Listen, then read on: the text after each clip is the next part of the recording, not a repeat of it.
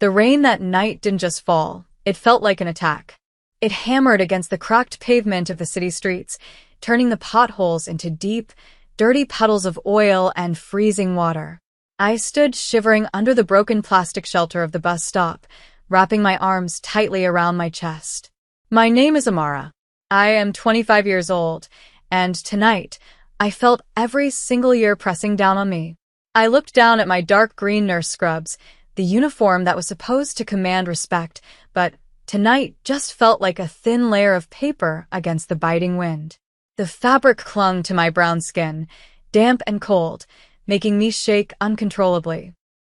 My shift at the hospital had ended over 2 hours ago. I should have been home, warm in my bed. But the hospital was understaffed, and the paperwork had piled up. I stayed to finish it unpaid, because that is what you do when you care too much and earn too little. Now, the storm was punishing me for my dedication. I looked down at my white sneakers, bargain bin shoes I had bought months ago.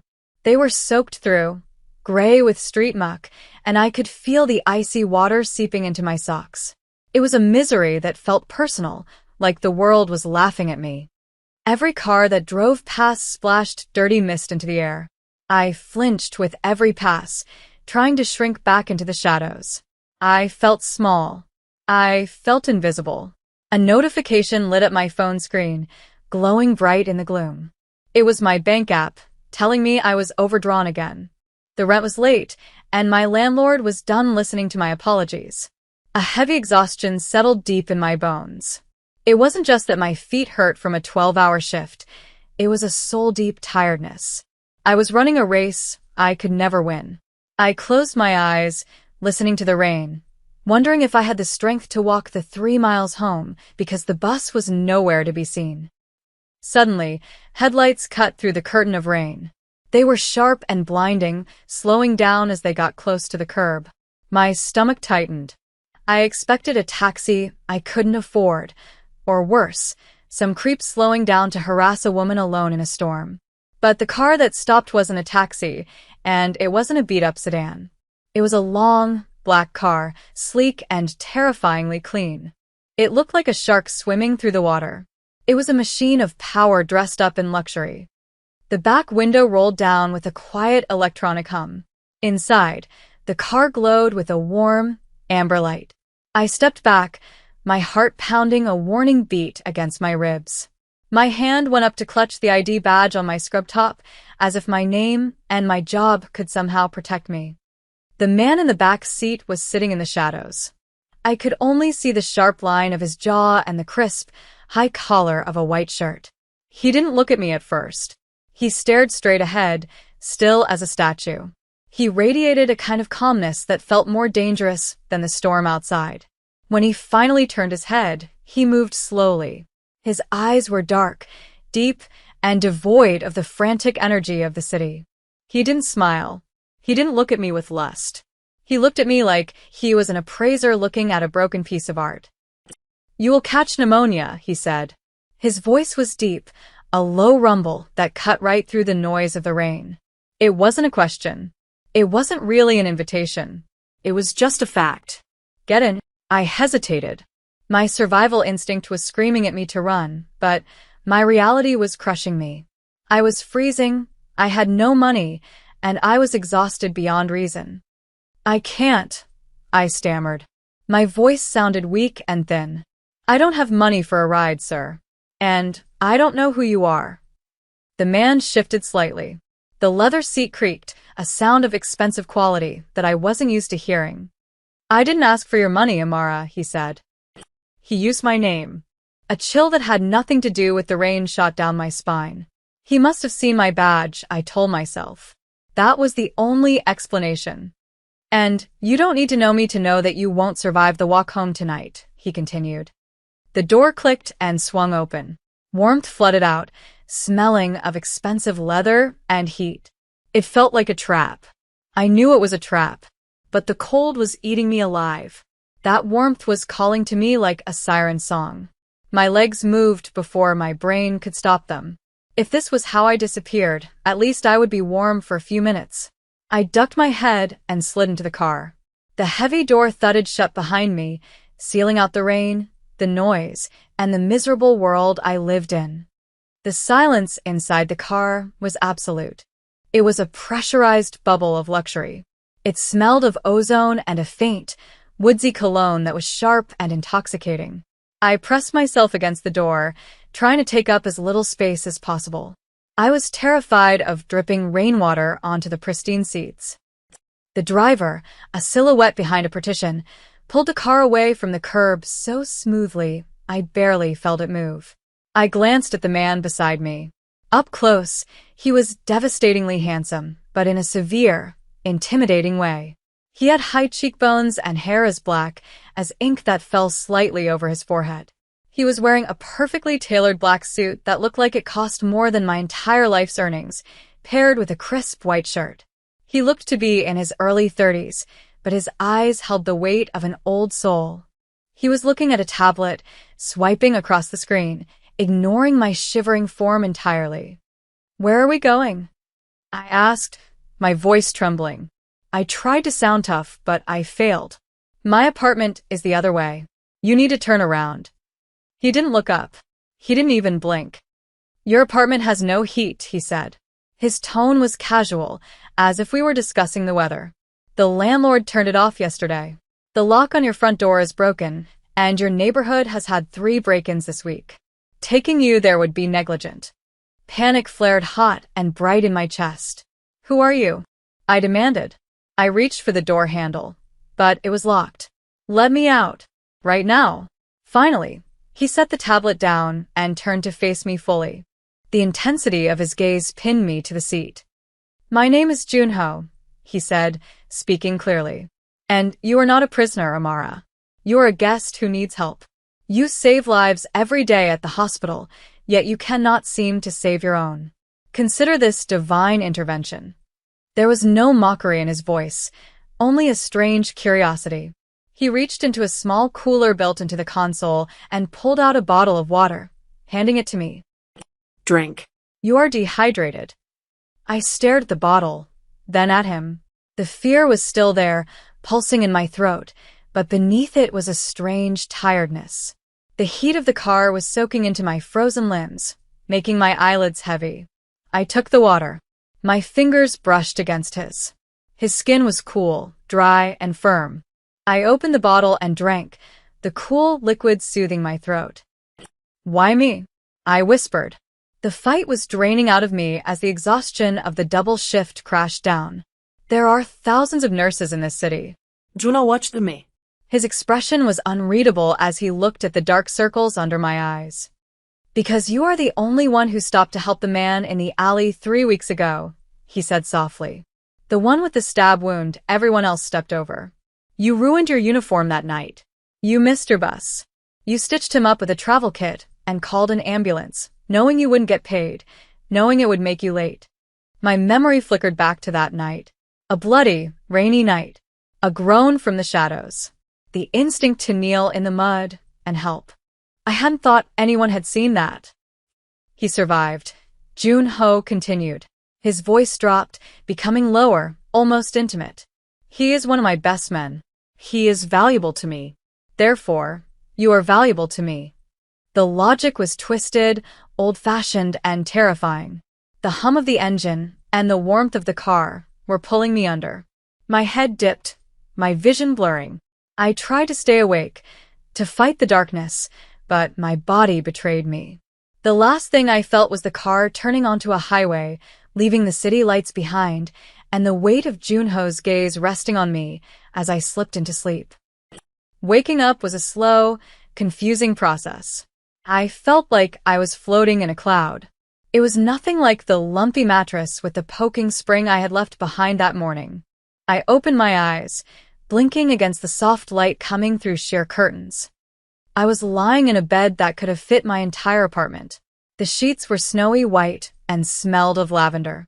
For a moment, I thought I had died. This was too clean, too quiet, too peaceful to be my life. Then, the memory of the rain and the black car crashed back into my mind. I sat up with a gasp, my heart hammering. I looked down at myself. My damp, filthy green scrubs were gone. In their place, I was wearing a silk pajama set in a pale, shimmering champagne color. The fabric slid against my beautiful brown skin like water. Panic flooded my veins. Someone had undressed me. Someone had touched me while I was unconscious. I scrambled backward, pressing my spine against the velvet headboard, pulling the blanket up to my chin. I scanned the room. It was huge. The ceilings were high. The walls painted a calming blue. The furniture was dark wood, heavy and antique. There were no bars on the windows, but when I ran to the floor-to-ceiling glass, the view confirmed my fear. I was high up, looking down over a massive estate. Green lawns stretched out toward a thick forest. In the distance, a high stone wall topped with security cameras and iron spikes circled the property. The rain had stopped, but the beauty of the morning felt threatening.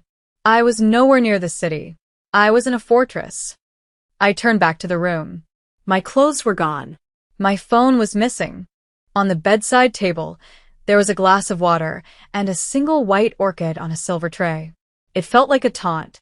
I needed to get out.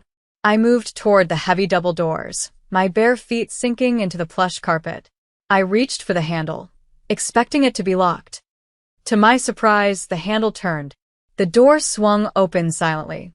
I stepped out into a hallway that stretched out in both directions, wide and silent.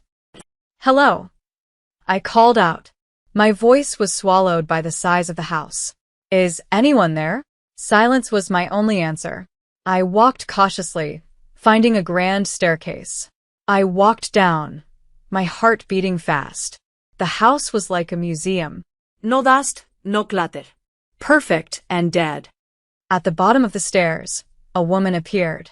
She was older, Korean, wearing a severe black dress with a white apron. Her hair was in a tight bun, her face blank. "Good morning, Miss Amara," she said. Her voice was dry. "I trust you slept well. The master said not to disturb you." I froze. "Who are you?" I asked. "Where are my clothes? Why am I here?" The woman clasped her hands. "I am Mrs. Choi, the housekeeper. Your clothes have been washed, though they were quite damaged. As for why you are here, you must ask Mr. Kim. He is waiting in the dining room." "I want to leave," I said, my voice rising. "I want a taxi." Mrs. Choi looked at me with a flicker of pity. "There are no taxis here, Mississippi. And the gates are locked for your protection. You should eat. You look pale." She walked away, leaving me alone. Anger began to replace my fear. I marched toward the doors she had pointed to and shoved them open. The dining room was bathed in morning light. A long mahogany table stretched out before me. At the far end, seated with his back to a massive window, was Junho. He was dressed in a charcoal suit today, perfectly tailored, with a fresh, white shirt. He looked up as I entered. His expression was calm. "Amara," he said, nodding to an empty chair. "Please, sit." I didn't move. I stood in the doorway, fists clenched. The silk pajamas felt like a costume. "I'm not hungry," I snapped. "I want to go home. You have no right to keep me here. This is kidnapping." Junho stood up. His movement was smooth and predatory. He walked toward me. The room felt suddenly smaller. He stopped a few feet away. I could smell that same woodsy cologne. "Kidnapping implies I want a ransom or I want to hurt you," he said quietly. "I have neither. I brought you here because the alternative was watching you freeze on a street corner." "You are angry," he observed. "Good. Anger is better than despair. It means you have fight left in you." He gestured to the window. "Look at the gate, Amara. Really look at it." I followed his gaze. Through the glass, I could see two men standing by the iron gates. They were wearing dark suits and holding assault rifles. My breath hitched. "Who are you?" I whispered. "I am a Korean Mafia boss," Junho replied. He said the words clearly, owning the title. "I am a man with many enemies. And because you saved one of my lieutenants, you have placed yourself on a chessboard you do not understand. My enemies know who you are. They know you helped the Korean Mafia. If I send you back to that apartment with your broken lock, you will be dead within the week. They will use you to get to me. He paused, letting the weight of his words settle on me. You are not a prisoner, Amara. You are a refugee. And until I say it is safe, you belong to this house. The finality in his tone struck me hard. He wasn't asking. He was telling me my new reality. I looked at his face, searching for a lie, but found only a terrifying resolve. I was trapped by a debt I didn't know I owed, held by a mafia boss who looked at me not as a woman, but as a strategic asset. Sit, he said again, softer this time. Eat. We have much to discuss. The days that followed blurred together. It was a suffocating loop of luxury. I was a bird in a golden cage. I could go to the library or the garden, but never beyond the heavy iron gates. I rarely saw Junho during the day. He disappeared into the West Wing, guarded by silent men in suits. But the evenings were different. The evenings belonged to dinner. Mrs. Choi would lay out a dress for me. Always elegant, always expensive. I would dress, feeling the silk reshape me from a tired nurse into something ornamental. We would eat at the long table. The silence was thick. He would ask about my childhood, my studies, the patience I had lost. He listened with an intensity that made me feel exposed. On the fifth night, I couldn't sleep. I wandered into the library. The room was dark, lined with thousands of books. A fire crackled in the fireplace. I thought I was alone until I saw him by the window. He held a glass of amber liquid. He had taken off his suit jacket. His white shirt was unbuttoned at the collar, sleeves rolled up to show strong forearms. It was the first time I had seen the mafia boss look like a human being. Insomnia is common when you are displaced, he said without turning around. Or is it a guilty conscience, Amara? I stepped into the room. I have nothing to be guilty about, I replied. I'm not the one holding people against their will. Junho turned. The firelight caught the sharp angles of his face. He looked weary. He took a sip of his drink, his eyes traveling over me. I was wearing a silk robe he had provided. You are not a prisoner, he corrected softly, walking toward me. You are being preserved. There is a difference. Value, I repeated bitterly. You talk about me like I'm an asset, like that orchid upstairs. Junho set his glass down. He closed the distance between us. The air in the room felt heavy with electricity. He reached out, his fingers grazing my cheek. I flinched, not from fear, but from the shock of his touch. The orchid is decorative, he murmured. His voice was a low rumble. You are. Something else. You have seen blood and death, yet you still look at the world with kindness. That is rare in my life, Amara. It is dangerous. And it is captivating. I couldn't move. I was trapped in his gaze. What do you want from me? I whispered.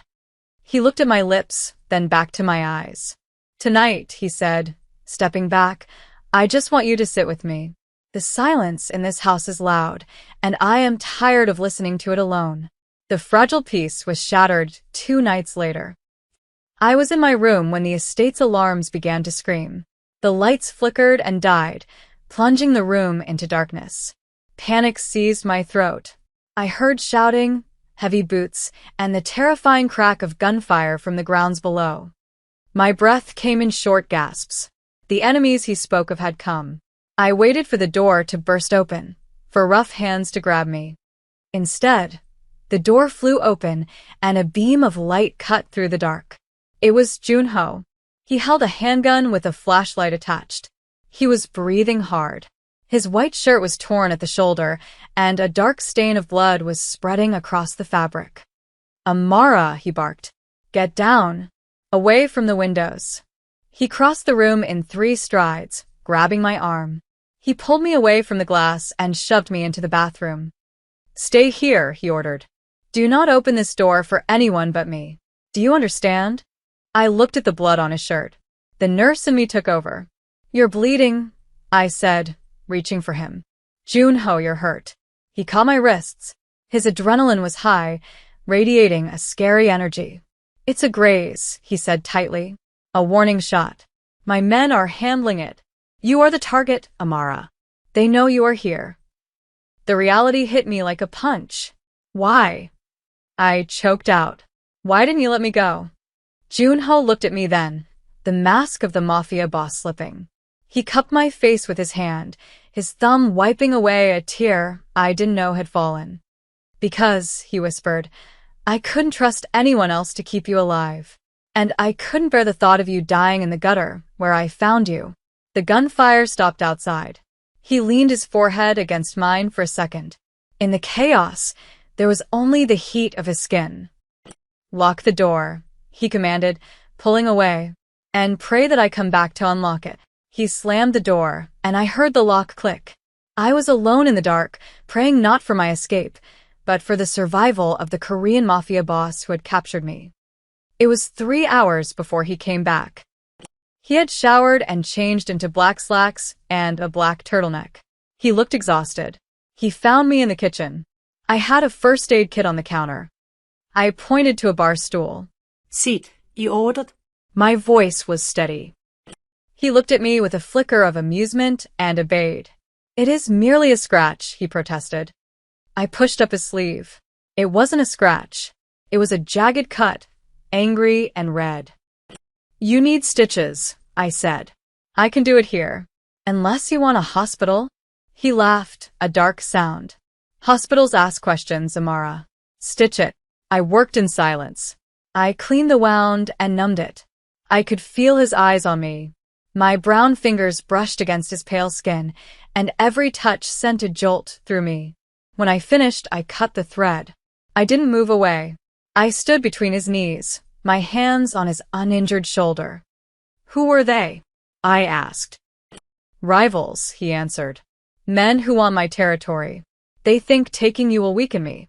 He looked up at me, his hands coming to rest on my waist. They are wrong. You are not a distraction, Amara. You are. Grounding. When the bullets were flying, I wasn't thinking about my empire. I was thinking about whether your door was thick enough. The admission hung in the air. I looked down at this powerful, dangerous man. I saw the violence, but I also saw the protection. God help me, I wanted to stay. I wanted to be the reason he survived. I'm not leaving, I whispered. His grip on my waist tightened. You should, he rasped. You should run while you can. But if you stay, there is no going back. The next morning, the sun rose as if nothing had happened. But the shattered window in the hall was proof of the violence. Junho found me in the conservatory, staring at the orchids. He held a manila envelope. He extended it to me without a word. I opened it. Inside was a passport with my photo, but a different name. A bank book with a huge balance. And a plane ticket to Zurich, leaving tonight. The threat is gone for now, he said.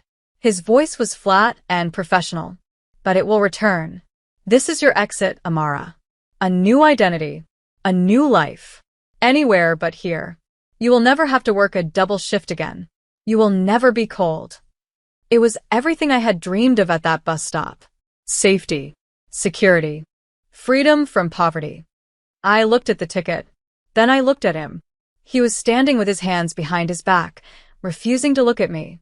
He was letting me go. He was giving me the choice.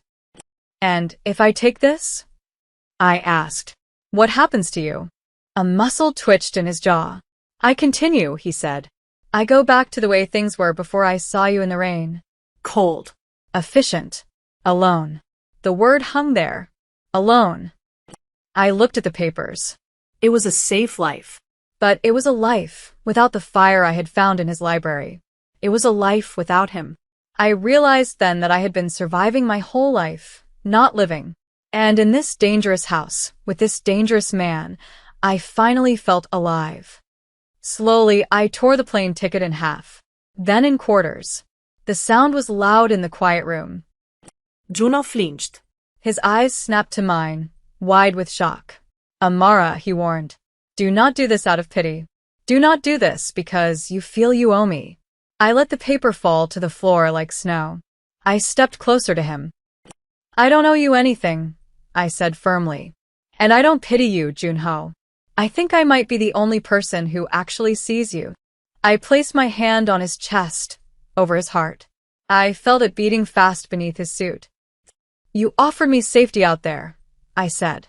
But I don't want to be safe if it means being invisible again. I want to be here, with you. The restraint he had held onto snapped. He let out a ragged breath and wrapped his arms around me, pulling me hard against his chest. One hand tangled in my hair, tilting my head back. Then his mouth was on mine. It wasn't a gentle kiss. It was desperate. It was a claim. I kissed him back with equal force, holding onto his lapels.